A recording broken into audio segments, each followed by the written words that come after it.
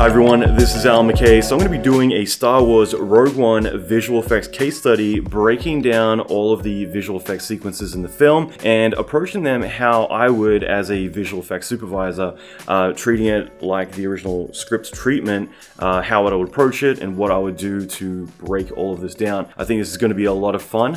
Let's dive in.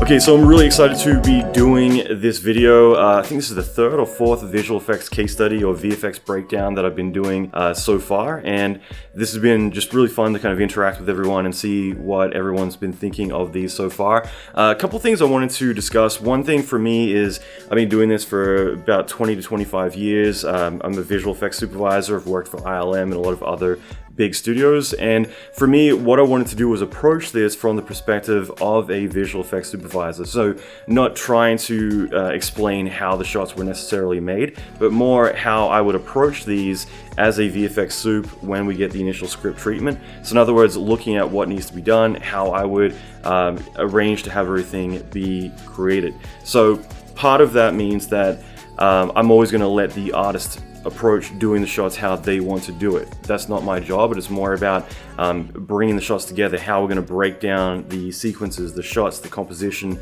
who gets what, and deconstructing a lot of the big picture behind that. So I think this is going to be a lot of fun to do.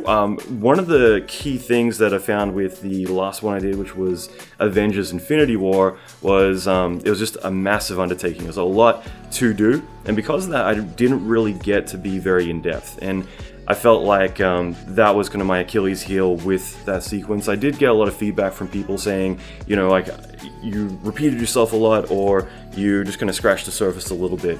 And the problem with that was doing the whole quantity versus quality. In other words, because we're talking about so many shots, there's going to be a lot of repetition. So in other words, that's all 3D, that's 2D, that's comp. Over here is all simulations, and that's a digital double. You know, every single shot's going to be very similar in that respect. So that is where the repetition kind of comes in. But the frustrating thing for me was covering a movie that literally is like an animated feature film. Unfortunately, I couldn't really get into the weeds with it. So what I'm doing with this one is I'm picking out key sequences that I think are very popular and very iconic in the movie and focusing entirely on them, allowing me to get a lot more in depth with everything rather than trying to cover a 2.5 hour film and doing too much. So I think this is going to be really cool. As I've said from day one, for me this is very experimental. You know, with anything I'm always going to look at it like, you know, every single iteration it's going to get better. I'm going to get a good grasp on how I want to approach things. So I'm still experimenting and still getting a feel for how the VFX case studies will go in the future. But for now, I'm excited to get into this one. Finally, if you like this, feel free to leave comments as you go through this. You know, post as many questions or even just your thoughts on certain sequences as well. On top of that, if you can take a moment to subscribe to this, if you do find this to be interesting and valuable to you, I'm going to be putting out a lot of tutorials and other valuable content in the future. So that being said, let's get started. Okay, so jumping into the shot, initially we have one of the TIE fighters here. I hope that's a TIE fighter. Man, I get it mixed up, it's been so long. But we have one of these initially doing this kind of pan across.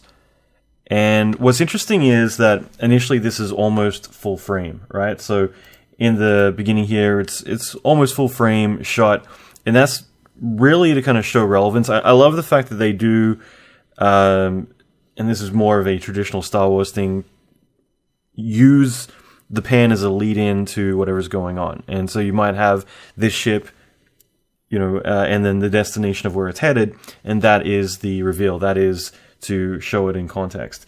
And it's something that happens a lot in Star Wars, and they've kind of kept with it. Same thing with the traditional lighting. I kind of feel that this is more of what you would see in Empire Strikes Back as well as the original A New Hope. The kind of more miniature style lighting reveals for everything, and seeing all the background, little lights and gizmos here, that to me is more of an ode to that, and I think that they're kind of kept with that context. So even though you've got so much at your disposal in terms of technology and really how far you can visually push things these days with CGI. It's still going for more of that traditional look.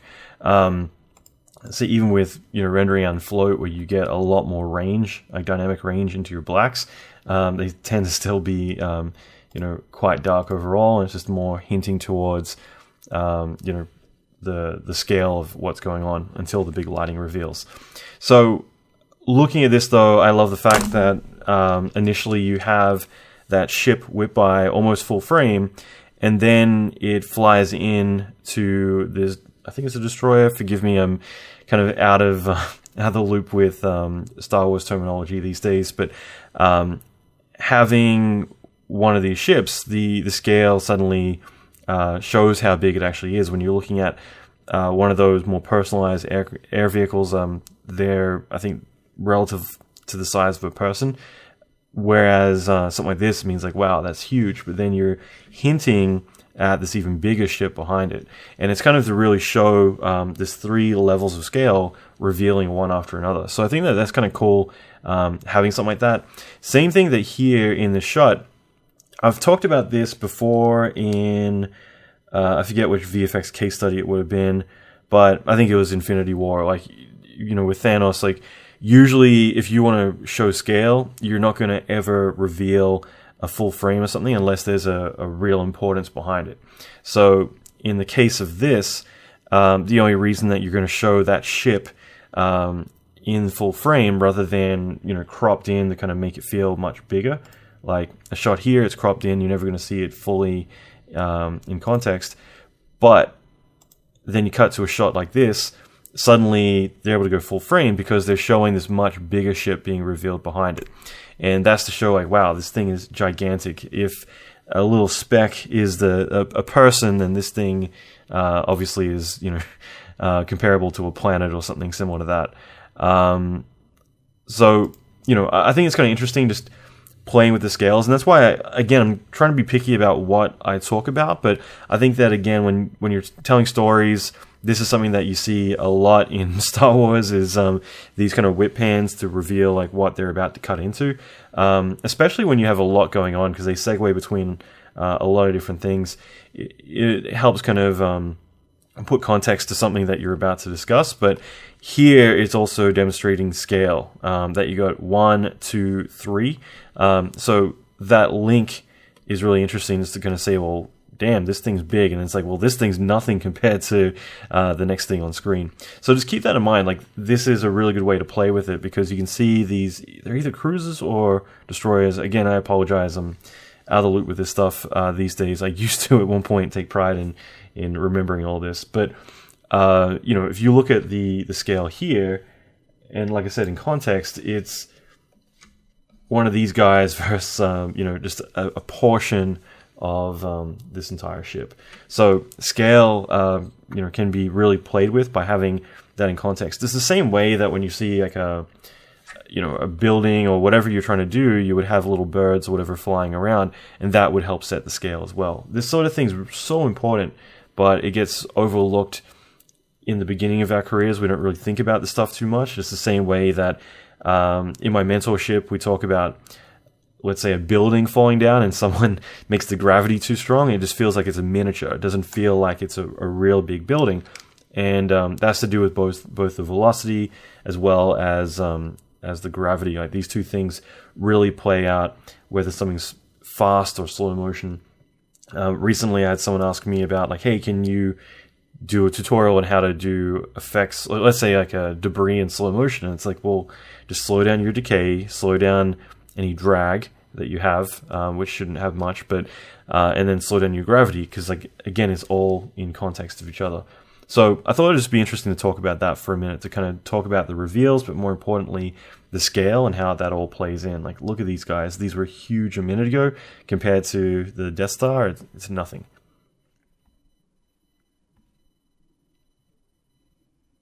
Okay, so let's talk Tarkin. Obviously, this is going to be a big conversation point. I wasn't too interested in really covering this because it's a CG character. It's great in terms of pushing what is possible. I've had on the podcast, a lot of senior supervisors at ILM, as well as from Weta, and having some of the guys who worked on Paul Walker for Fast and Furious or Furious 7, that was really cool to talk about, the stuff that they've done, bringing an actor who's passed away back to life, and it's pretty mind-blowing what they were able to do with that. But at the same time, like, I think this is really impressive too. Bring this guy back. It's not perfect, but again, I gotta be careful because it's YouTube. I gotta be careful not to play too much. I thought I include some visual effects clips as well, but what I do love is the fact that they're not treating this as a visual effects shot. I love the fact that you've got dialogue between two people. He's going in and out of focus. This guy's body is, I've forgotten the actor's name, but it is the performance of the actor, and of course the Tarkin's performance as well is based on the actor. It's repurposed animation, but it means that you're shooting this as if you've got the original actor on set, and then digitally replacing the head, as you need to. So I like that just because, again, I see so many films where suddenly it's like, okay, we got to jump to Tarkin. Suddenly it's a visual effects shot. Suddenly you're shooting it specific ways to accommodate the visual effects. Whereas here, you've got someone who's close up, turns around. I love the bold patch there. It's kind of nice. But, he's going out of focus.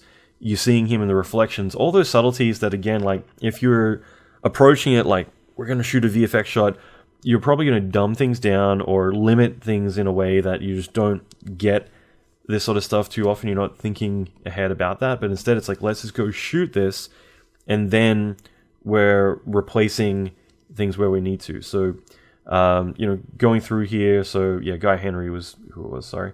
And I think it's Kari. It's been so long. Zeno and Kari are so customizable that, like, on anyone's machine, it looks completely different.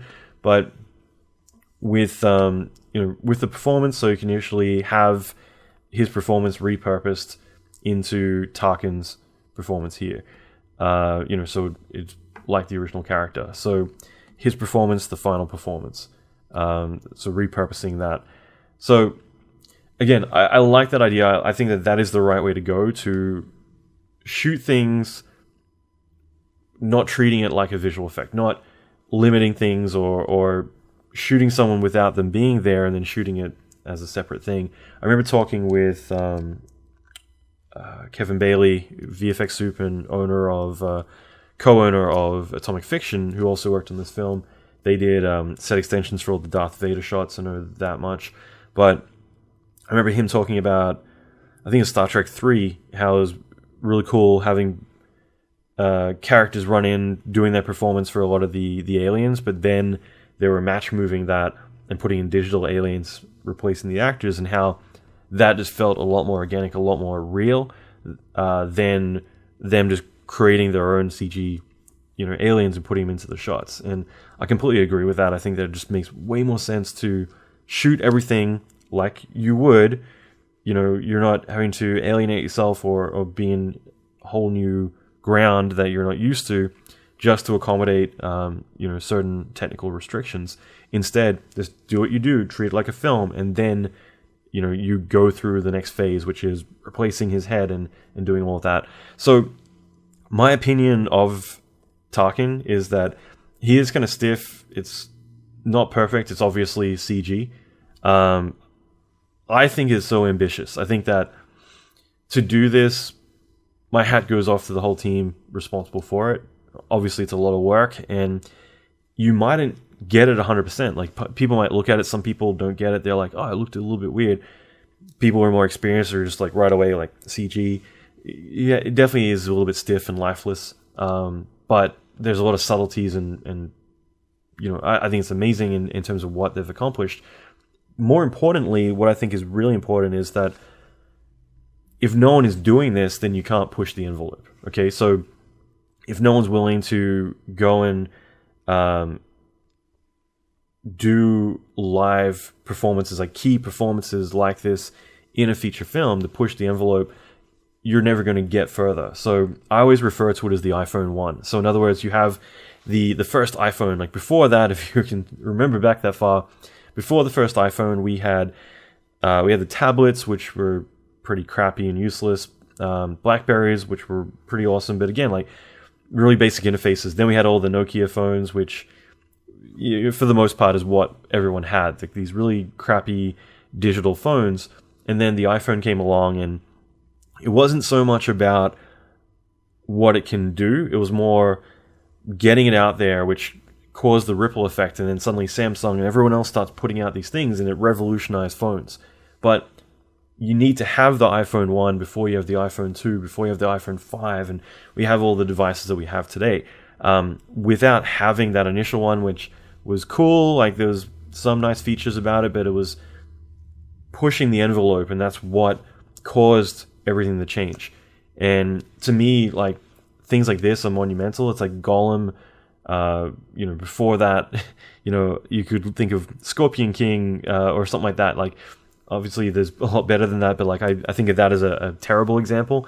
As in, you're going to have some bad CGI characters, very ambitious with low budget, but then you have something like Gollum come along, which is just, it raises the bar even further. It also forces you to introduce new technologies that didn't exist before. So whether it's ambient occlusion, performance capture, all these different things, all of that gets developed, all of the envelopes get pushed because of Gollum, because of the next thing, the next thing, the next thing. So as we go along, having Tarkin here is the next step. It's pushing everyone with the iPhone 1 to make the iPhone 2, to make the iPhone beta, someone is going to come along with their competitive product. So to me, that's what this represents, and that's why I'm more lenient about it, because I think it's really impressive. Jumping to Princess Leia is, whoa, that plays back a bit weird, but I'm just going to play it still, because for some reason that wasn't playing very smoothly. Yeah, it's odd. Okay, so I don't know why it's playing back wrong, but just jumping to a freeze frame of this, it's kind of funny because I read so many reviews where people were talking negatively about Tarkin, saying he looked terrible, but Leia was amazing. Like, they couldn't believe, how they did that. For me, it was the other way around. Like, I personally saw this and I'm like, I didn't like it at all. Again, just my personal opinion. I just instantly felt like this just did not look good. And here's the thing, though. This is the tricky thing, and I was hoping to bring up some references, but the best example I can think of is Beowulf, where you've got, character here, Beowulf. You can see all the skin pores, the scars, even though this is a low res 720p low res, as in like YouTube crappy quality thing scaled up, so it's blurry, it's glitchy, but the bristles of his facial hair, the scars, all the skin defects, I'm trying to think of the right term for it, but like, all of the sunspots, the wrinkles, all of this is what makes this character more real, right? And this is 2006, okay? Like, I think Sony did a really great job in this. Again, I remember being at Sony, seeing all the work in progress stuff and getting excited about, like, what they were working on at the time. I thought it was really impressive what they were able to pull off. Same thing, just adding all these imperfections, adding the lighting, the circles around his eyes, like the blood, like all these things, dirtying it all up. That's what makes it quite real. And again, going to Anthony Hopkins, again, this is a low-res, blurry version, but he looks very aged and quite real. Obviously not photoreal, obviously not trying, it's meant to be hyper-real in general, but a lot more believable. Then you cut to Angelina Jolie, where she's meant to be beautiful and perfect, and like, I'm sure there was arguments about adding that little, freckle or mole or whatever there. Like, she had to be flawless and beautiful. That is part of the character's persona. You know what I mean? Like, or traits, I should say. But because of that, especially shots like this, like that to me looks terrible. I remember the first time seeing this at IMAX and being like, man, like that looks so bad. But that's just it. Like, you take away all of the imperfections. Like, that's why doing an aged person is a lot more forgiving than doing a clean, flawless character, because you're taking away all the cheats that give you the realism, right? So going back to Leia, if this plays back, I feel it's kind of the same way. And going back to like Final Fantasy in 2001, same thing where I remember Donald Sutherland's character. I remember sitting with a bunch of animators. We were all like, "Wow, like, this looks so amazing!" Just the animation was really good on him. But at the same time, he's an old man, so it just looked a lot more real. Then you look at the Ben Affleck kind of looking CG character and the female lead. Both of them were more perfect, more, I guess, Square's interpretation of like Hollywood actors, and they're less believable because of that. Same thing here. I feel like with her, you're taking away all the imperfections. Like, there's a lot of freeze frames I've looked at. I'm like, well, technically it looks like her. She is this young actress who's got, makeup on, looks flawless. And when you go for freeze frames, there are a lot of frames where I'm like, well, that's actually quite impressive to an extent. But it's the eyes, it's certain things that are just giving it away. But I'm trying to look at, it's tricky. It's such a tricky thing, and it's something that we're always striving to get. That's why Davy Jones. I was up for an Oscar one year against Pirates of the Caribbean 2, and I remember watching the Oscars and thinking, like, I'm not even rooting for myself. I forget what film it was now, but like, I wasn't even thinking about it because, I knew Pirates was going to win. Like, they did such an amazing job on that, and like the eyes especially. So that to me is the same as Angelina Jolie. Like, you got a flawless character. Then you have Tarkin, who the advantage is that you've got someone who has aged, has all that character. He's balding. He's, everything about him. Like, that makes it a lot more forgiving. So even though it's not perfect, it's a lot easier to pull this off than to pull off Princess Leia, I believe, because you can add all these imperfections, the weathering, like all the things that are going to make him more believable, make him feel like he grew throughout life to get to this point, rather than a flawless, female character which doesn't have any of those imperfections, which really kind of sell the character. So hopefully that makes sense, but that's kind of my interpretation. But like I said, going back to the iPhone 1, that's also my interpretation of where this needs to be, is that if you're not pushing the envelope, then you're not going to get new technology, new techniques, new levels of standards coming out. And in addition to that, you're not going to get other people now having that expectation that they need to raise the bar even further.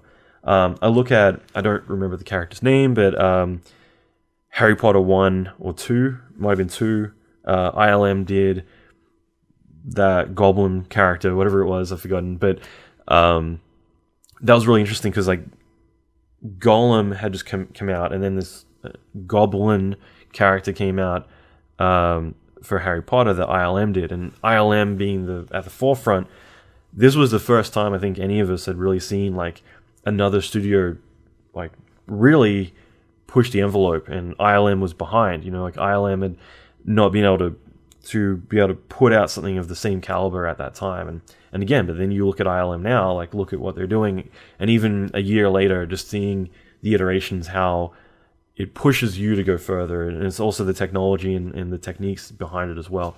So you get a lot of brilliant people together working on something, you're always going to continue to one-up and grow, and it's all about that growth. So that's how I perceive this, is more, I'm excited for the future. The same way the first time I ever tried VR, I was instantly thinking, I can't wait for 10 years from now. It wasn't about the experience I'm having now. The experience right now is okay, but where will we be 10 years from today? Like, now that the iPhone 1 of VR is out, now the Oculus or the Vive. So that's how I perceive this, is kind of one-upping it.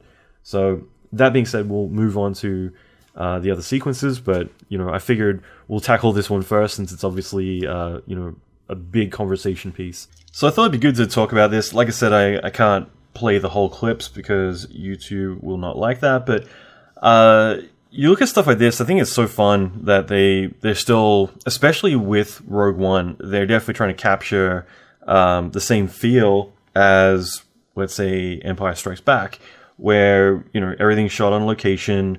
You got really interesting backgrounds, and just in general landscapes, tundras that you can work with. So stuff like this for me is like, this is a fun weekend going out to, Utah or Death Valley or wherever you want to go to get like some really nice desert terrains and do some really cool photography.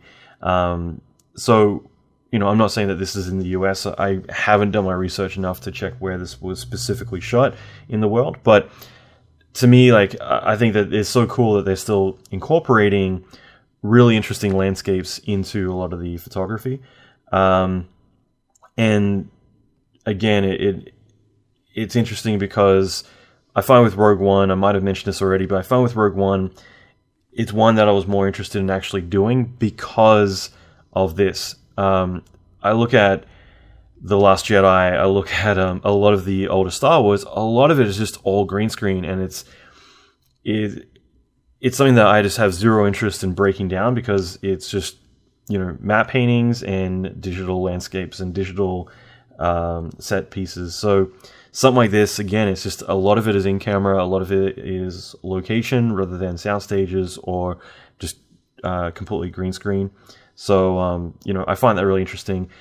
You look at shots like this, again, of course, all this is a matte painting in the background, but in general, like I could see this actually being green screen, but at least the establishing shots aren't. But I would imagine something like this is probably a small set that has been extended out, and this is a foreground piece. Again, another foreground piece, matte painted, and then you have the a 3D projection here, which is all matte painted, but obviously a 3D model. And once we get to the top, you'll see there's a digital city on top. I do love the fact that they do have these ships above as well. It just kind of makes it claustrophobic by having such an open landscape, but again, still having enough going on that it really kind of forces the frame together. It also forces, or I should say, puts in context the scale of like, one of these guys we've seen before. Like it sets the scale for this. Having these smaller ships, it's kind of like what I talked about before, having little birds. It really helps with the scale to understand like how big this actually is. Another thing that you'll see a lot when it comes to scale is having haze, throughout everything. Like having the slight little haze over everything, it makes it feel the distance. It really kind of makes it fit better in the environment. That's another thing that I see a lot that people make the mistake of, is that they don't massage layers together. So I talked about this with Infinity War, where you would have these digital set pieces and you would just have crap tons of atmosphere sandwiched between the live action, the matte paintings, the digital pieces. All of these bits and pieces together would have layers of atmosphere and other things to fill up that negative space. And it's so critical to bring everything together. And it's the same thing here, where you might composite something into the air, but having that depth cue, especially being more kind of hazy at the back than at the front, it really kind of sets the distance and makes it feel like not only is this sitting in the environment and it's consistent with the haze throughout the shot, but it also makes it feel like this thing is fading into the kind of haze in the background. A good example of that is Independence Day, where you have these gigantic miniature ships, but we have that depth cue, that haze that makes everything kind of fit better in frame rather than just sitting on top, which instantly kind of feels wrong. And again, these are just little subtle things that are kind of the laws of trying to emphasize scale, is having that depth cue from back all the way to front. And then having, smaller ships here, just all of these things in context. So again, having, a foreground shot here of the ship, this really kind of makes it feel like, wow, this, even though this is obviously forced perspective, it makes it feel like the landscape is still, fairly large, because that ship's carrying multiple people, right?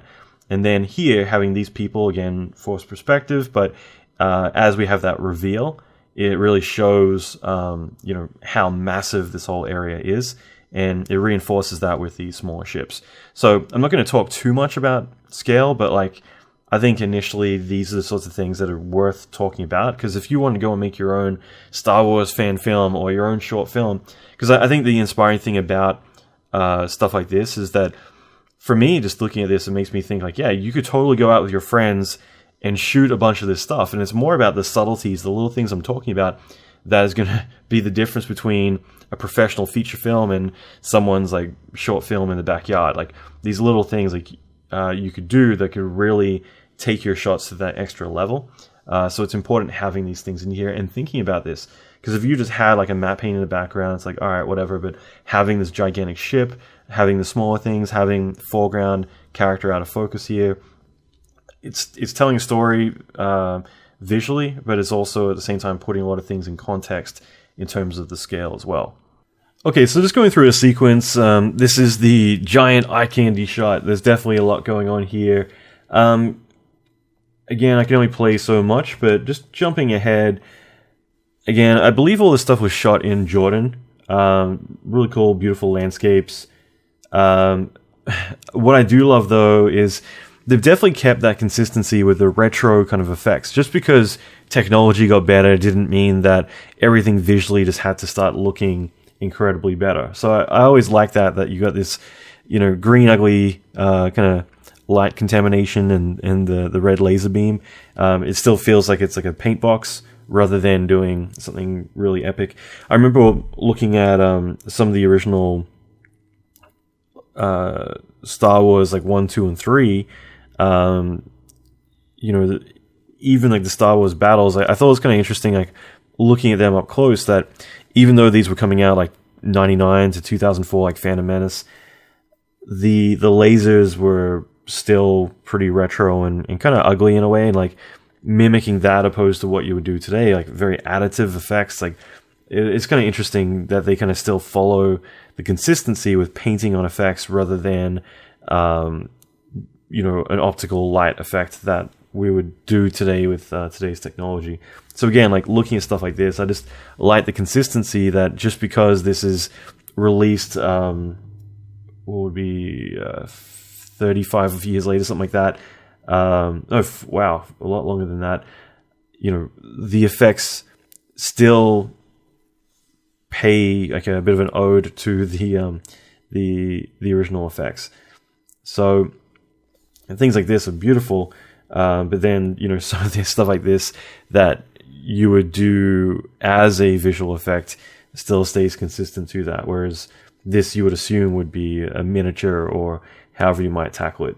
So looking through the destruction, this whole thing is beautiful. Like, I like the fact that they actually studied, I believe this was ILM London that did this, but I like the fact that they were looking at like real eclipses, trying to mimic the look pretty accurately. And I love the fact that like this explosion is massive, and again, it's still replicating that kind of nuclear bomb effect. Obviously a lot bigger though. So, this is a planet eater. These effects, like, beautiful. I love that. I love the fact that it is originally cropped in on that solar eclipse, and then it does like pulls back to a wider shot to see all that destruction. So just going through the making of, this is just some footage I've pulled off the web, but we can see initially we have, what would be our previs, and then, final render layers. So we can go through, insert all the additional layers. And that's something that you got to really understand with these effects, is that any given effect is typically going to be a lot of elements. So even with this, I would imagine there's a lot of effects layers that go into it. The one thing that does kind of require you to do less than more layers is the fact that the dimensions of this, it's got a lot of depth. So in other words, some shots, if this was a lot more smaller scale, you might render out like 50 different effects elements and layer them all together. But something that's this big and it's got this much range from front of the camera all the way back, you need everything to fit inside of that volume. So it means that you do need to be respectful of that and tend to work with less layers that are all rendered together to respect the dimensionality, like the depth that you have for it, if that makes sense. So anything like this where it is like this larger scale, this bigger circumference, you're going to need to make sure everything integrates properly for that. So just kind of jotting through this really quickly. I might switch to my mouse. You know, it's kind of interesting just to, man, this does not scrub very well, but it's kind of interesting just to kind of see the different layers that come into it. So initially you might have your diffuse layer here, then you're adding in, you know, effects elements, the streaks, the initial fireball effect. Then you're adding in, you know, this is obviously more graded now, but you're adding in the rings and everything else into that as well. Then maybe some optical flares, you know, and other things on top. So bit by bit, you're layering this effect up. But yeah, I love that effect. I think they've done an amazing job and it looks cool. And yeah, definitely captures that scale. I love this. I love the fact that they have kept with not trying to make this move too quickly. Like, there's a little bit of motion in there. It's very subtle, rather than it being like one thing that we fall into the trap of is doing simulations, and because we need to simulate from an origin point, it means that you simulate 1,000 frames or 100 frames, and then you get to that certain point, and you know it's moving at a certain speed, so you keep that up. I love the fact that you retime a cache like this and make it just slightly have a bit of motion to it. That's a lot more accurate to the real world, rather than you know, I see a lot of large-scale smoke pillars that are moving around too quickly, and there's a lot of traps that effects artists fall into. Keeping this very static makes it feel a lot bigger, and if this was moving around, it would lose a lot of that scale. Now, again, in terms of composition, you got your foreground elements. You know, a majority of this is all just matte painting or 3D projection, but this kind of sets up the foreground, and then this midground background is all the same. You got that haze to really emphasize the scale of it as well. So again, like little rocks, all this stuff, like it's so important to capture the scale, to have all these different scales of destruction happening in the effect. And even seeing this tie into the foreground elements, again, it just helps it feel like the entire thing is tied into the same space. And you know, I love the shot. It's just like beautiful. You know, as you're seeing this thing. I remember sharing some footage. I found like an archive of nuclear bomb footage back in like 2000. I shared it with the studio I was at, and I was like, check out all this stuff. And I remember one of the artists I was working with saying, like, it's so beautiful yet so scary to see all, you know, the destructive force of a nuclear bomb. And for me, I think I was so obsessed with explosions that I hadn't even thought about like how, you know, at that second, like I hadn't really thought about how scary that actually is. Like, this is this giant destructive force, but instead, what I was looking at is just like, wow, like these are really cool reference of explosions that I want to go and mimic. So kind of, you know, looking at it quite out of context. But I love the effect. I love like what's been done here. All the layers built up. Moving forward though, into some of the later shots, like stuff like this, if I'm to look at how I would tackle anything like this, where it's like a giant wall, I think it's like 30 miles or something that they show of in the 2 minutes of destruction. If you have a giant wall like this, something like this, I'm not going to simulate for a lot of different reasons. One is because I would want to be very particular about the motion of it all. I also feel like you might see things break up a little bit on edges, things like that. But in general, I'd rather choreograph the whole thing, have complete control. And I don't really see the necessity behind doing this as like a big dynamic simulation. So something like this, I might build a cool animation rig, which all the pieces kind of conform to get some, you know, different layers of motion, things like that. But ultimately, a lot of this, personally, I would hand animate.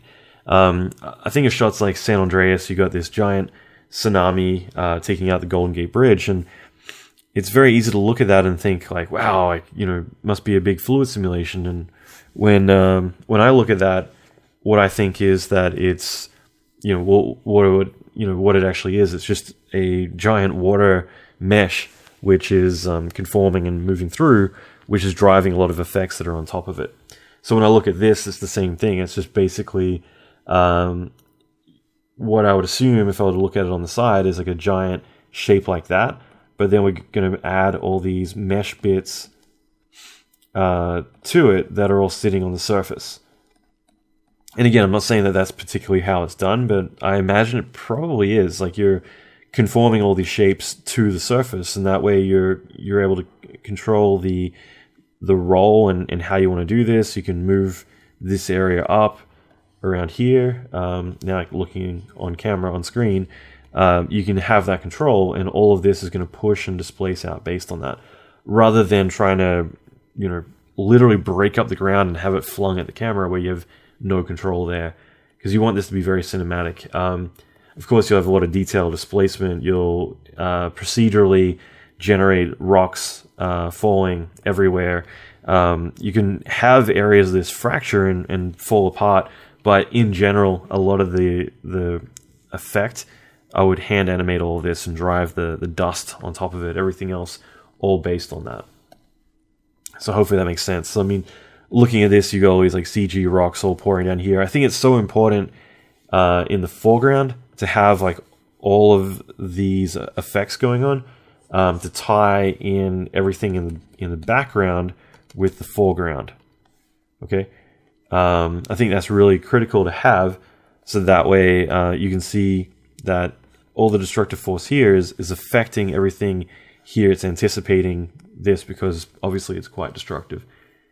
So, you know, right now you got all these little rocks falling down, you got all this dust layering up here. This would be a digital map painting that's, you know, over pretty complicated geometry, but then you can fracture all that geometry and do all that. So in general, that's the foreground, and then obviously you layer it up and then you have the background here.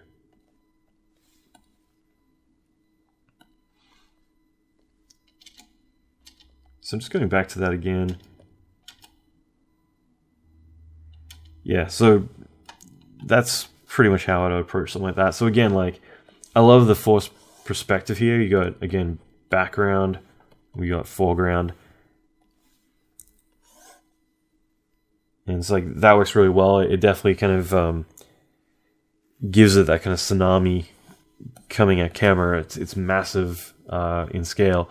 So again, just having all these key rocks, I would imagine all conform to a surface, and that surface is moving everything forwards. You got everything falling down, all these procedural rocks, like dynamic rocks, all of it being driven on top of it, but the base layer all hand animated, and you know, layering up lots and lots of effects of different scales to kind of really capture that whole effect.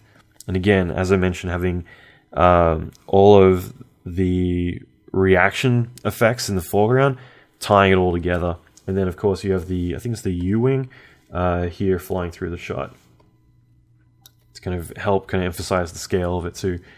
And this way here you've got foreground, she's foreground, midground is this guy, and then you got background. So at this point, the distance between these, it's like this is midground is very tiny, so it's basically the background and foreground are converging very quickly. But yeah, I really like what they've done here. I'm going to jump ahead a little bit.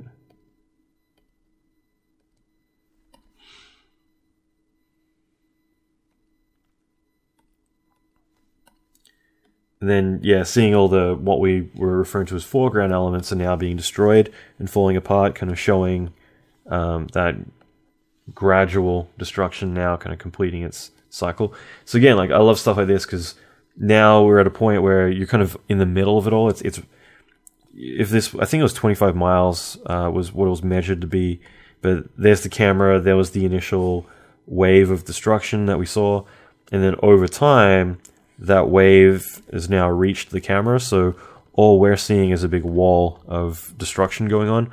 And so, like, you're in the middle of it all, so all the dust, everything is happening. So here we can see it's just, you can barely see through it. It's just lots of destruction all the way through the shot, and you're kind of in the middle of it all now, which, again, that immediacy is really cool. You can tell here that without even playing it, these are all 3D rocks, you know, big dynamic effects, so that way we can now see, like, these are all free, I guess is what I'm trying to get at. Whereas before, I do feel like they're all conformed together. These are all going to be free rocks. They're all tumbling down, so that way they can start to break. I don't recall the shot, but just that half a second that I saw, I can tell that that's exactly what's going to happen. So you start to see it all, fall apart and break, which is really cool.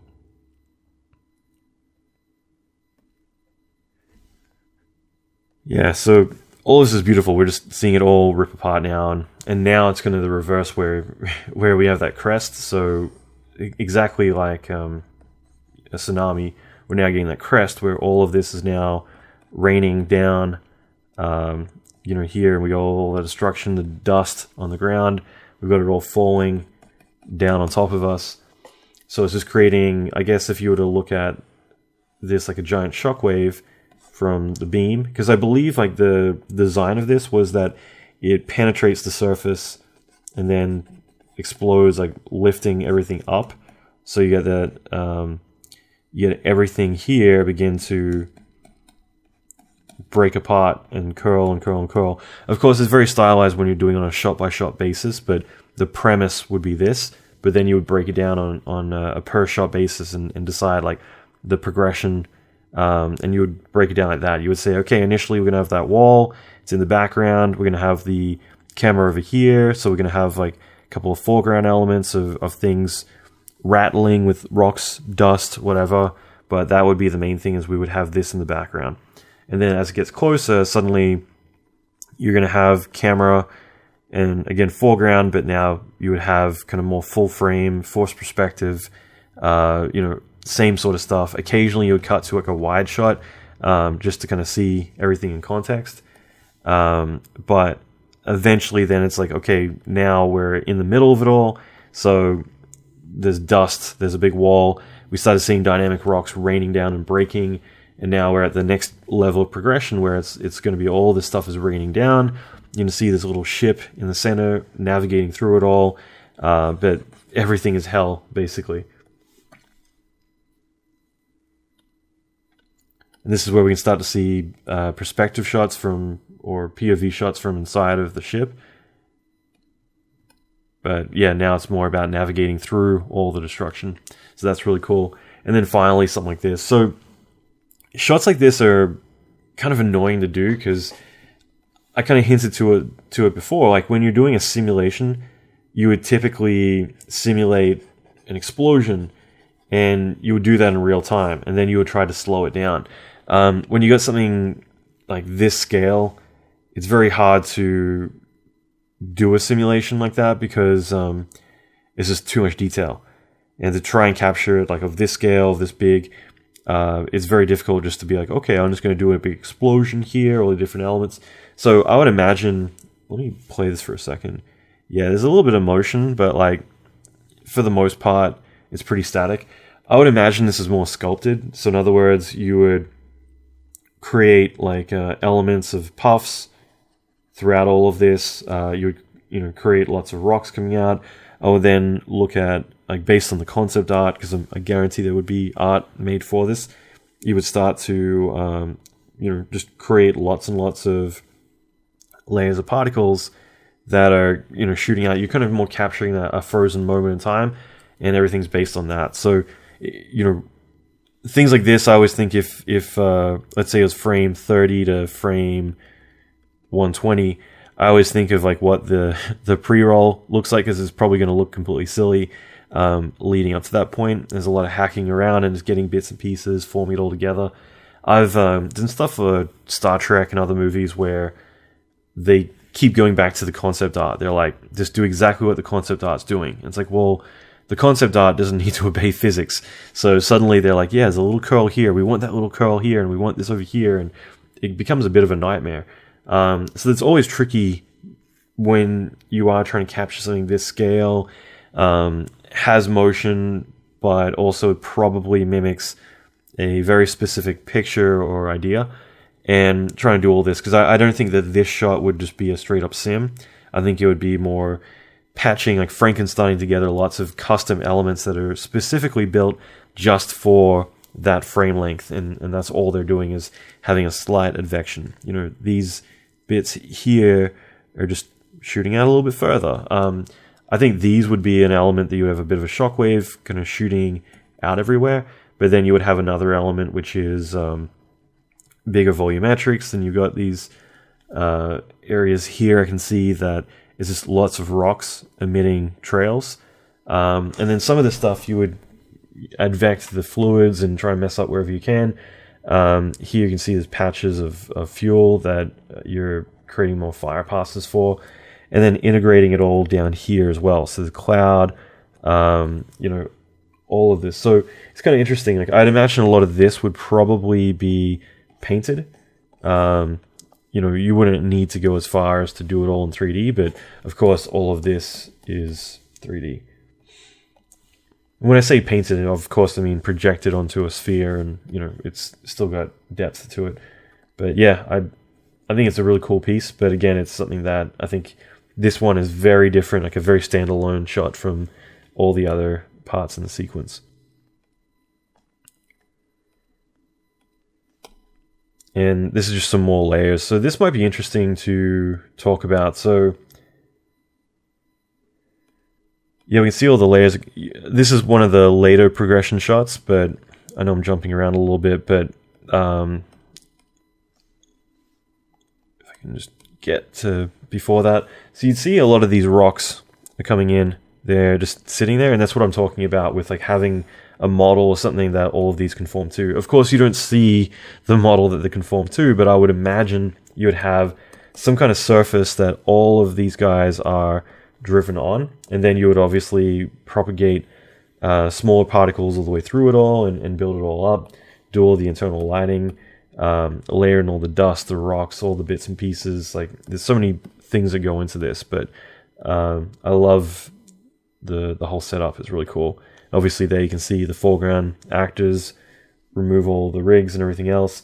Something commonly done is we've got the dummy ship here, and then they put the CG one into place. So that way they've got something that they can physically run into, but then you have an actual ship flying into shot.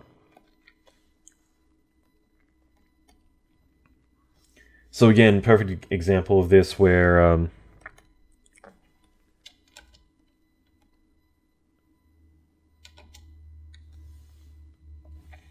you've just got lots and lots of layers of rocks, all, like I said, conforming up.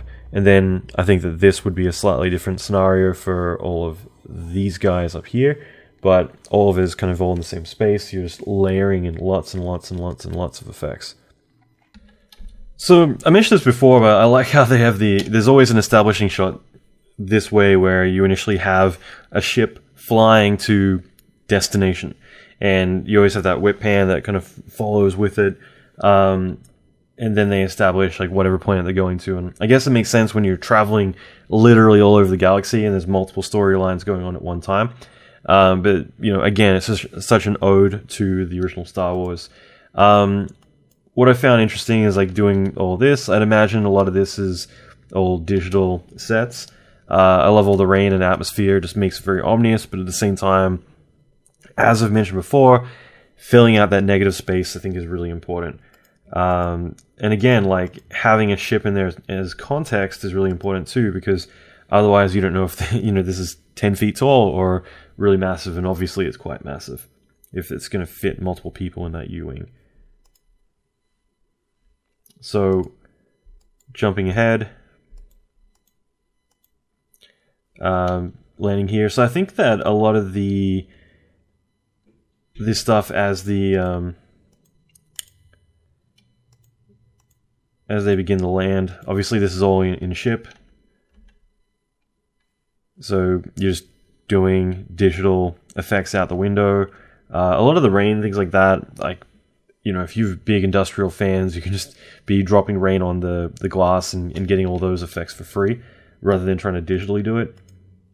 One thing I do find, which is really cool and very popular these days, is to get the lighting correct for those conditions, so that way it doesn't feel like you're sitting on a green screen set. You'll have like a big hydraulic ship, so the ship will actually move around and react to the previs or whatever they've set up. So that way they're actually reacting when something shakes or tilts or rocks back and forth. The whole ship is physically moving to some degree, and that way you're going to get a more accurate performance rather than the cheesy kind of 1980s Star Trek where they get hit by a photon beam, and everyone would go whoa and kind of shuffle around and pretend that they're being knocked over, and the camera would tilt down too. These days, you would actually have that. You'll have these people in here, and the ship is physically moving on a hydraulic soundstage. So that way, you're able to move everything around and get a proper, more accurate performance. On top of that, with the lighting, same thing. Having a kind of animated panorama of the environment that you're then projecting with LEDs into the environment. So that way, for all of these guys, they'll be lit somewhat accurately to what you will be dealing with in the final post visual effects environment.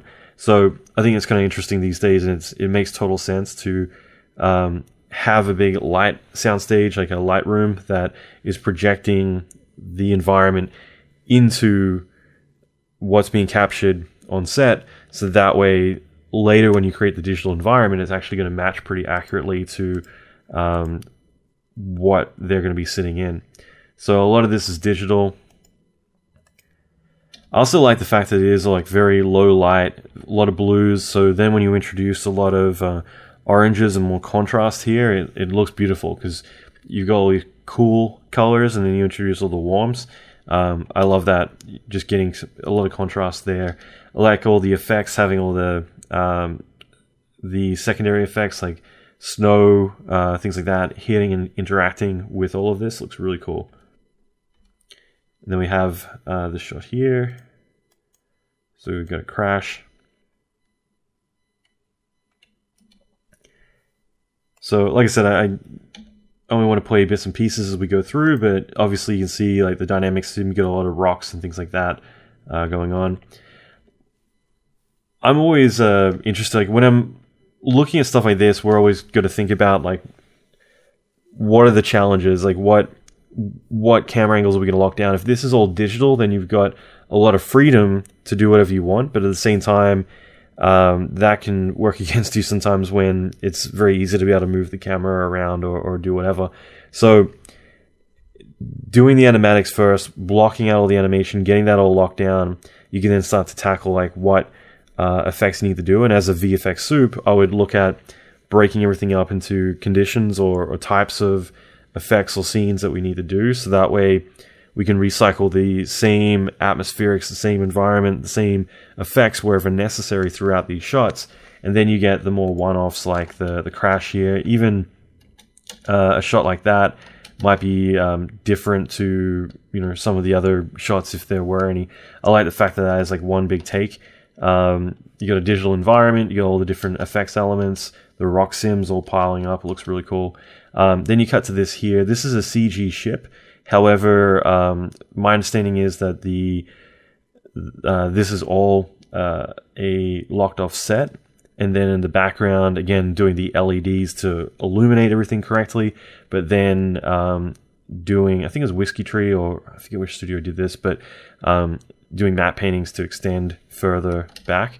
So this works really well. It means that these guys can walk around and be on a real soundstage rather than being locked in a green screen or something and not getting to interact much. But at the same time, it means you don't need to build this massive prop piece that's all damaged, sitting around just for a couple of shots. So this way you do a digital ship, and but you still have a practical one there that they can interact with and know where it is. And it means also like a lot of the water, all the stuff you're getting for free because you could just do that on set rather than having to digitally do it all.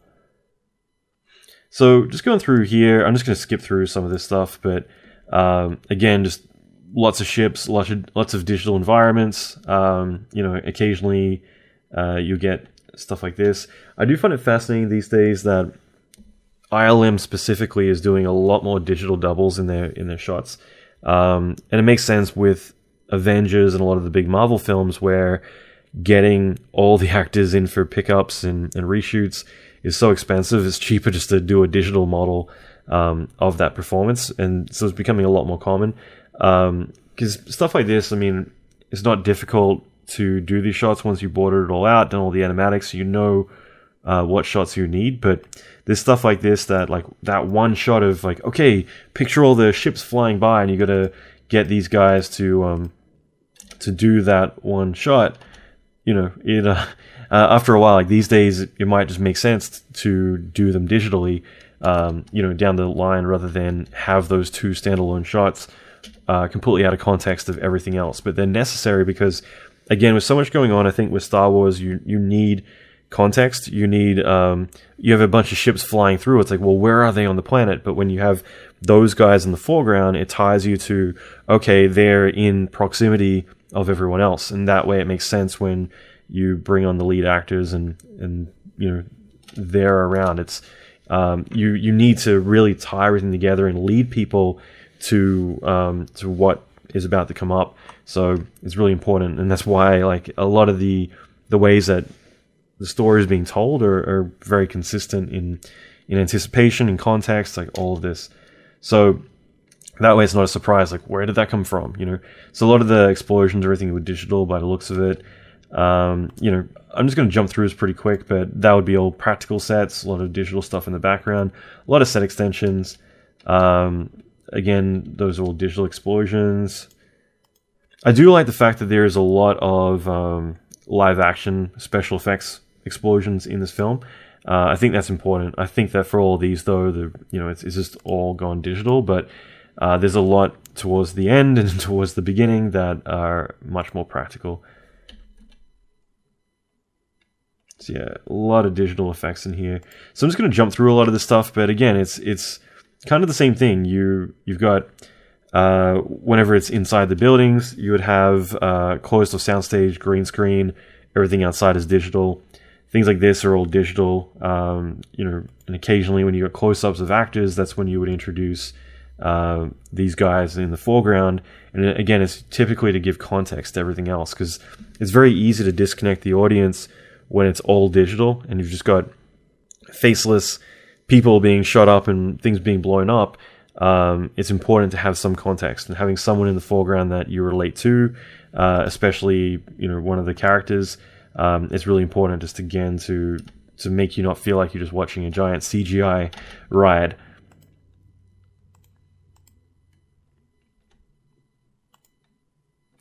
So again, you know, I wanted to trim this down and make this a much shorter sequence, a lot more on point, but I'm just going to skip through a little bit. But I think like the important thing to think about is just stuff like this. Previs is where it's at. Like I would be spending more time blocking everything out, finalizing the beats, finalizing everything that's going to happen as much as possible before ever approaching, before ever worrying about like the visual effects and everything else. It's more about once you lock it all down in previs and the animatics, even boarding out or doing concept art for some of the key sequences. From there, you can start to think about, okay, well, now that we've got context to like what we need to do, like, okay, there's a ship crashing, that can mean anything. When there's a ship crashing, it's a over-the-shoulder shot here, and then it hits, we get a couple of close-up shots, and then we got a couple of wide shots. You know, that changes everything, because close-ups, you know, that could be, a bit more of a throwaway, whereas that there, you know, you don't see the initial destruction, it's more in the background.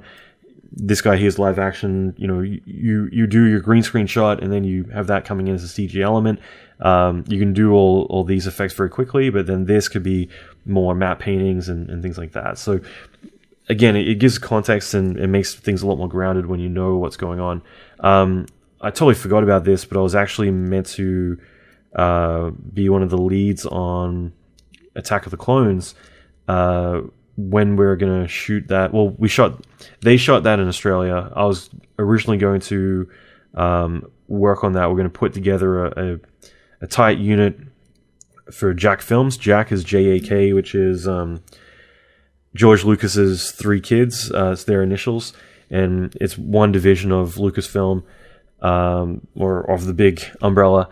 And what that was going to be is they were going to do all the previs as a newly formed temporary unit inside of Sydney, Australia, to do all the previs and Maya, for the film, and that would allow everyone to be able to have that forced feedback between working at the Fox Studio sound stages and then doing all the previs in real time. I think ILM or Lucasfilm ended up doing it in the end, so rather than doing that approach, but that would have been a lot of fun. I ended up moving to LA, so I couldn't do it anyway, but it would have been a lot of fun doing something like that, because again, previs is where you get a chance to have a lot more creative freedom.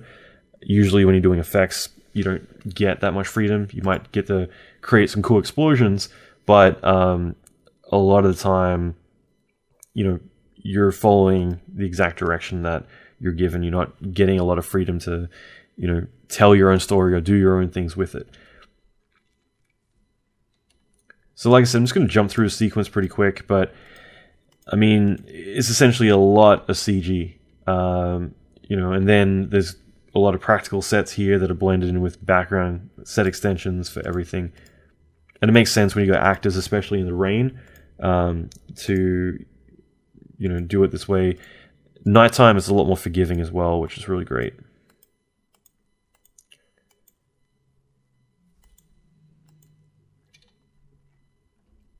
So I'll move on from here, but I think the main thing is there's a lot of digital pyro, a lot of ship explosions in the beginning, stuff like that. What I really like, if I were to look at some of these explosions, is scale. Having these kind of traces, little fizzly things coming down, that sort of stuff is really important to really emphasize the scale, because it's very easy to create like a big explosion. But even looking at the Death Star kind of nuke explosion, where you have the big ripples coming out and you have the big mushroom inside of it, the mushroom itself, like by itself, doesn't feel very big.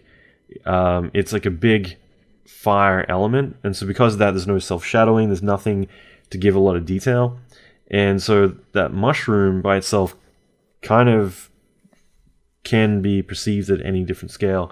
It's all the surrounding pieces, the shockwave, the way it fades away, a lot of the destruction, the scale of all that, all of the different layers that are surrounding that element that actually make it become large scale.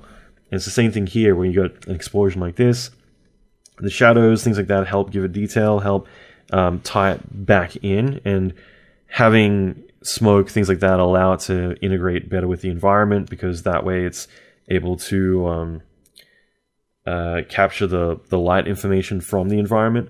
But then all these little traces, the little dots here, but then also the fizzly things, like all of this is really emphasizing how big that explosion actually is. So it's really important when you're doing this sort of thing to have all of that. Same thing like these, tiny flames, having all that little smaller turbs to emphasize the scale. It's really important. This is a quick throwaway clip, but I thought it'd be good to talk about this for a second. Just because this is what I've really liked about Star Wars, is the fact that, like, my interpretation is that you've got all this advanced technology, but it's kind of being treated as if it's really old and clunky, and so that's always going to fascinate me a little bit, is that whether it's the hologram chess pieces or whatever it is, like, everything's kind of perceived as like old tech, even though it's like, light years ahead of whatever we would deal with. So even now, like seeing, the zoomed in digital display, it's kind of like, there's a lot of feedback. It's flickering. There's a lot of grain, things like that. It's very washed out. It's not very vibrant colors. Typically in a lot of sci-fi, we push for, like, J.J. Abrams doing the latest Star Trek films was a good example of that, where it's like, the future is very bright. It's lights everywhere, lens flares everywhere. And here instead we have this advanced display that allows you to zoom in and do all this stuff and show all this information, but it's very desaturated. It looks like an old television. And I like that, even though it's a modernized film, it's kind of staying consistent with that. And that's what I felt with Gareth Edwards' take on Rogue One being part of that world. Like, everything's very consistent in the context of fitting into that world, even back then, even though the more recent ones, depending on what direction they take, this is, the technology is all still consistent with what they had back then. But yeah, I like this. It's such a simple thing, but I thought it was just such a subtle tie-in. Like, even the graphic displays that Blind did were really cool. I like all this stuff. It's really cool. Okay, so let's just go through these shots really quick. With all the stuff on the ground here, I mean, I believe all of this has been shot in the Maldives, but at the same time, I imagine a lot of shots similar to this are going to be matte extensions as well as just completely digital. ILM, at least San Francisco, their generalist pipeline is typically 3D Studio Max. Arnold, last time I checked, however, I know they were moving more to Clarice. I got to check because I hate to say it, but a lot of people have left ILM in the more recent years. So I'm kind of bit by bit. There's still a lot of friends I got there, but bit by bit they've shipped over to Apple and Amazon. It seems to be, and Netflix seem to be taking up a lot of people.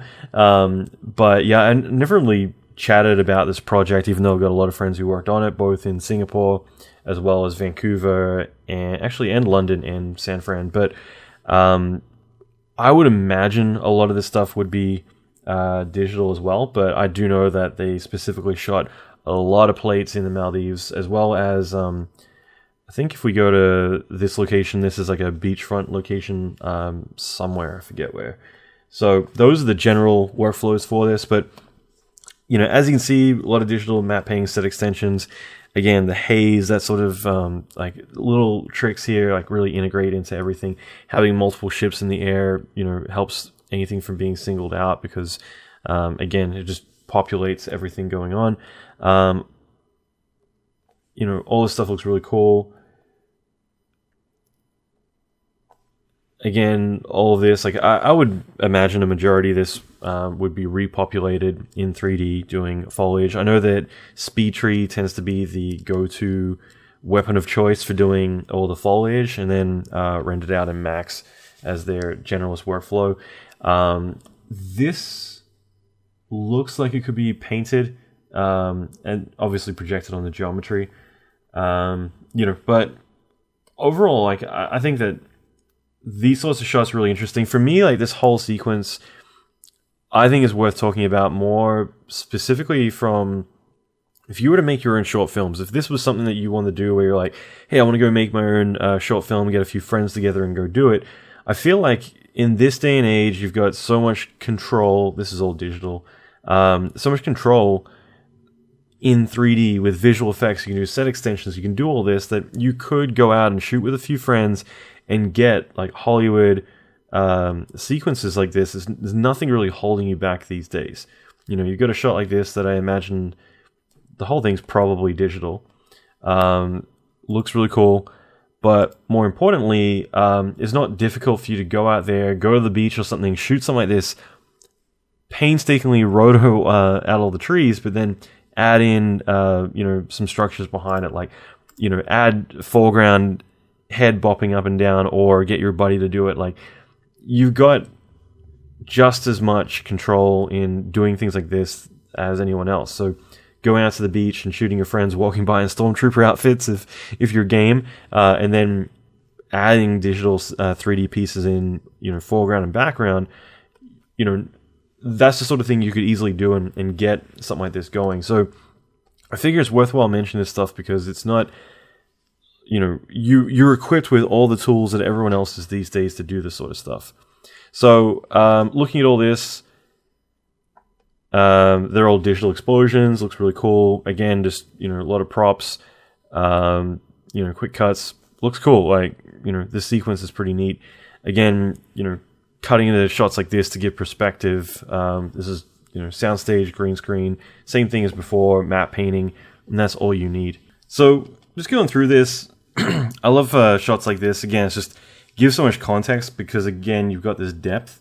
You've got all this range going through here. You've got these guys in the far foreground, and then you've got foreground here, then midground here, and then in background and further background. Like, you've got all these different layers going on. I think the key to all effects is the environment that's tied into. So having digital water splashes around here, having all the sand, I think that's so important. Having clumps of sand, things like that really show that this thing is heavy. It's not just splashing some water around. It's genuinely giving, displacing the ground and kicking things up. So this looks like a granular sand solver that's just kicking up clumps of sand everywhere. And then in the background, you got more like white caps of water, things like that, because you're seeing it, more further away in context rather than foreground. But shots like this, I love something like that. It just kind of shows everything going on. This sort of stuff, again, you could do it all digitally, just doing lots of clumps of dirt, lots of sparks, stuff like that. I mean, in the mentorship, we did a lot of this stuff just because you end up doing so much of it in feature films and game cinematics, but it's stuff that really kind of ties everything together. You can really emphasize scale, having like dirt kicking up and things like that.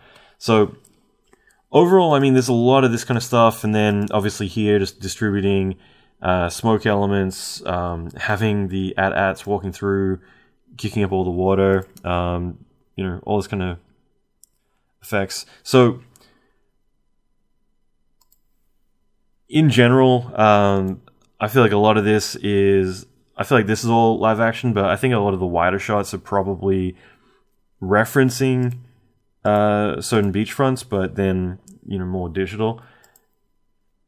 So I feel like a lot of this is probably live action. They're shooting it all, then adding in all the action. But going back to the beginning of this guy here, I kind of feel like a lot of this is probably just 100% digital. Whereas it makes sense when you're in the thick of things to shoot on location. So I thought it'd be fun to kind of talk about all the space stuff. This stuff never really interested me too much. And it's also just kind of, it's pretty generic and straightforward, so I kind of tend to skip over it. But this sort of thing is pretty fun to do. I've worked on like massive space battles before, and one thing I found is like you might hand animate all these space battles, or you could procedurally do it. I've done both, building crowd systems that fight each other, or doing it where, let's say, Previs has gone in and hand animated the whole space battle, including the lasers coming in and everything. And it's been kind of cool. Like, there's one project in particular where they hand animated the spheres exploding, the ships shooting each other, the lasers. So in the end, I just wrote a script to generate all the effects because they're all there. They just need to either be replaced or used as triggers. So it would read the keyframes of the spheres popping to generate fluid explosions and assets. And you have close to 1,000 ships all blowing each other up and doing all this in like really intricate battles. And you could do it all relying on the hand animation to get very specific about timing and choreographing the whole thing. But then doing the effects, you just drive it all based on the work of the animator, which I thought was kind of cool to do. This sort of stuff, though, I mean, again, everything in here, it's always previs. When you're doing something this intricate, so much going on, the framing of the shots, the action, prevising everything and getting the timing down 100%, and then introducing all the effects later. Like, the effects are more of an afterthought, in my opinion. They're less important than the animation. The animation is everything in these shots. But this is why also, like, you get unique angles like this, because just doing big open space battles, you kind of get very desensitized very quickly. So you got to look at different ways to kind of get the viewer to get back on track and keep up with like everything going on. So just in general, I think that this is an example of the framing of the different types of shots, everything going on, just to try and make it more interesting is really important. And I thought it'd be good to just kind of at least touch base on that. Again, YouTube, I hate playing through sequences too much, but I thought this would be a good one to talk about as well, just more specifically because in the beginning, you got the inside this fighter pilot, and then, seeing it as a wide shot in context with everything raining down, but then that bridges down into the battle below. And again, like, there's 3 layers to... Where's my pen? There's 3 layers to what's going on. So you have the ground battle, which is, these guys here, and then you got the mid battle, which is all the X-wings and everyone else fighting each other, and then you got the level above, which is, you know, where that entrance is, and you got the destroyers and cruisers up here doing their thing. So to have like this kind of multi-layer battle going on, it's important again to control the context. So I like where they're able to bridge between the two, where you have an X-wing crashing down into the ground like we have here, and it's a good segue into the battle below. And like, again, I just think that the direction of this is really well done, like just tying everything together, keeping context, because it's very easy just to get desensitized to all the crap going on. But I still stand by that. I think that if you were wanting to make your own films and do a lot of this, you could go and make your own short films doing this style of stuff with a few friends and a lot of time simulating and doing VFX. But you've got the freedom to build out these sets. Like, one thing you'll notice with this is that as it progresses, it starts to dirty up. You got a lot of destruction. I think it's in a few of the later shots. You start to see like everything's more destroyed. There's rubble everywhere, and it's kind of that continuation throughout the shot. So initially beautiful beaches and all this stuff going on, and then to make that progression and keep moving forward with it, you start to see like there's just scorch marks everywhere. There's smoke and destruction. There's ships crashed and littered all over the ground. And I think it's really smart just having that progression to kind of keep you showing like how it's all moving forward. So just in general though, just talking about the VFX, again, I mentioned this before, that I was pretty sure was digital, and it looks like it is. There's obviously certain parts that they have gone and shot and superimposed in here, so you still do a matte painting for it, but it's kind of interesting having an area like an Air Force base or wherever you want to do it, where you can shoot a bunch of action and then add it all in. These days, like, I see so many people just mocap that stuff too, so it really comes down to what you're more interested in doing. But yeah, a lot of this is just completely all digital.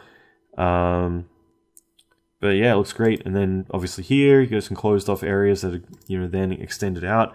So I guess a lot of this was all digital as well. And same thing with these as well, just green screen or blue screen, whatever you know is the right context for this, and then adding all the action in. So all of that completely digital.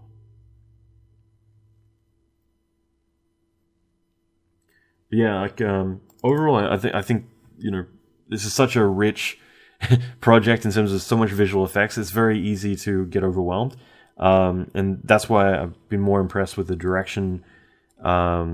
Not necessarily Gareth Edwards being responsible for it. It could just be animation soups and the sequence soups and previs department that have put a lot of thought into it. You know, there's a lot of people involved, but in general, I think that it's just to manage a project like this and not lose the audience, you know, I think it's a huge undertaking. So again, something like this, I don't know if I have any VFX making of clips in here, but this is all previs, right? Like, it's just, hey, we're going to build a bunch of ships, we're going to get the timing right, we're going to push into each other. Effects is an afterthought. Like, the effects part is the easy part compared to, you know, or not the easy part, I should say, but it's the less important part, like figuring out the timing, you know, getting all this set up, and then the rest of it is just about making it all happen. So what I find interesting about stuff like this is that if I were to tackle something like this, it would be almost on a shot-by-shot basis. So in other words, doing a shot like this, I'm going to have some surface destruction going on, but I'm going to add a lot of effects particles and other things on top of it. So it's more showcasing the destruction rather than it physically destroying the ships as much. There's definitely going to be destruction, but it's more local, if that makes sense, like localized to certain areas. So that's what I would do in a shot like that. And then a shot like this, a lot of this might just be pre-destroyed. Like, you might even have scene assembly or someone like that going in and adding just a lot of crap into the shot, and then effects goes and fills it all out more. So don't just assume that it's like one big simulation to get something like this. A lot of times it might be hand animated for a lot of sections, and then effects are all added in from there. So again, keep that in mind, that it just really depends. Obviously, it's going to be a combination of everything, but that's something I'm always keeping in mind, is that like I'm not just going to do a big sim. All of this I would assume is all hand modeled. Like these are different phases of destruction. So now it's like going in, warping everything, cutting it all up, breaking it all up, and then doing the dynamic sims on top. But it's not like you just ran one big sim. Whereas a lot of people would think like, oh yeah, it's just huge sim. It's like, no, like a lot of times it would be different stages of destruction. It's interesting, some of the smoke elements are a bit low res in the background, but if they work, they work. A lot of this, I think, is just populating lots and lots of particle effects everywhere. But it looks cool. And then there you can see it's a lot of added in destruction, probably some painted in as well. Whatever it takes to do the shot. And then here, again, rather than simulating all of this, I would imagine you could easily go in and model up a lot of that destruction to kind of get the specifics of what you want, detail it where you need to, add all the scorch marks, add everything else, and then add all the effects. So it's kind of like going back to the Death Star and having like the big geometry wave driving everything, rather than just assuming that everything's simulated. A lot of the times it's not. I still remember seeing the original Death Star model. Whenever I'd walk the hallways at ILM, you would see this gigantic Death Star, and it's just so cool to see that sort of stuff. And then obviously taking it digitally and adding even more detail to it. A lot of that there is simulated. You would get the dynamics, have it all rip apart, do all these metal sims, but you always got to be careful. Like it just depends on what you're doing. With the other ships, I would imagine it's more hand controlled, whereas this, you could simulate a lot of the destruction, put all the joints together, kind of keep it all together, but have it all break apart. And there's a lot of digital pyro and everything else. It looks really cool.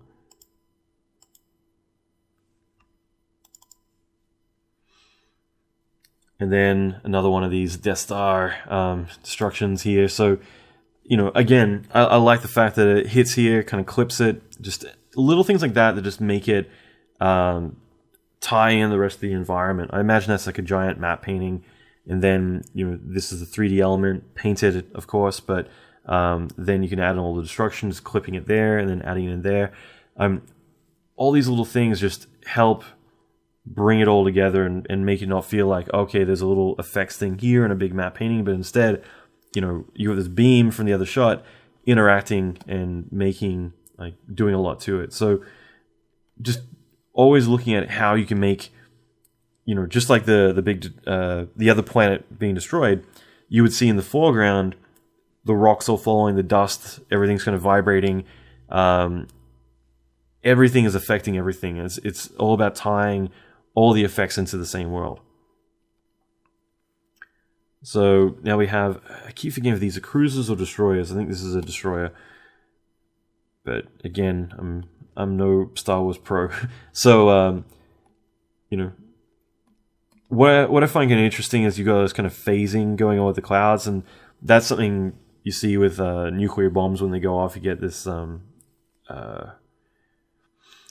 I don't know whether it's heat causing it or what, but you'll get this kind of phasing going through, and that sort of effect is pretty easy to do. You use a 3D density map, and then just emit fluids in like a ring shape through there. So it's actually reading the 3D density fields to generate all of that, and you have it dissipate very quickly.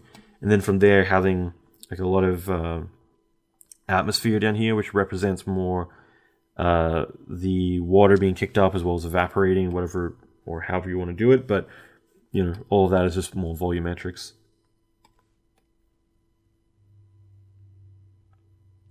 It's the same thing, and then progression, and then overtake.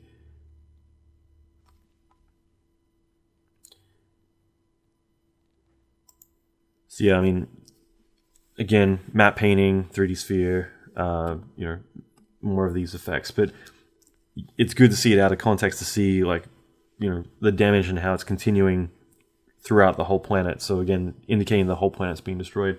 It's such a massive undertaking. What I've said before about this particular project is that I like the fact that it was more, it just wasn't all green screen. It's a lot more practical sets, a lot of set extensions.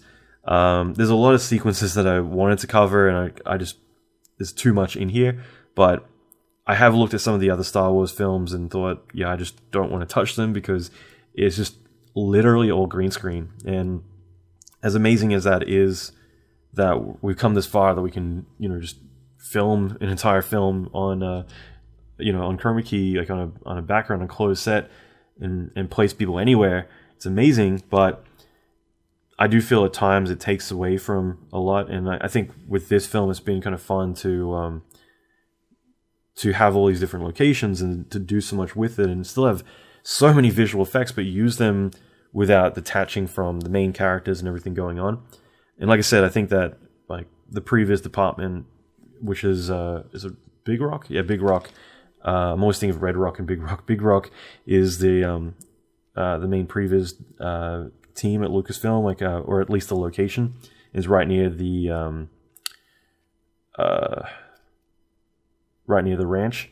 So that they've done a terrific job on this. I mean, trying to put together a film of this scale and keep it consistent with so much going on. There's so many layers of organization that goes into it. I think this has been done really well. I think it's worked really well. I love the fact that you've got everything on the ground. You've got like different layers of scale. You've got things up in the air, but then you've got things up in space, and all of this cross communication. The camera's telling all these stories from different places, like elevations, basically. So it's been pretty phenomenal just kind of seeing this all come together. And I think, again, like ILM's done an amazing job, as well as all the supporting studios that ILM sourced work out to. And I think that structure, works really well too, where ILM gets the work, and they've got supervisors who've been around since Star Wars 1, or Star Wars, A New Hope, and using their experience, they outsource what they need to different places. Whereas a lot of other studios these days will tend to farm out the pieces to different studios, and everyone's working on the different pieces. But in this case, you've got guys who've been around since the beginning, or who've got the experience, and John Knoll, Dennis Muir, and a lot of the other key guys who are able to then make the right calls, push all the work out to everyone else, but it's all under the umbrella of one studio, rather than needing to be the VFX soup on the client side, having to manage everything else, and managing one studio who's managing everything else, and you got that singular communication all the way through. So yeah, this has been fun to do, and hopefully you found this to be valuable as well. I thought it'd be fun just to go through it 10,000%, I think it was, all the film credits.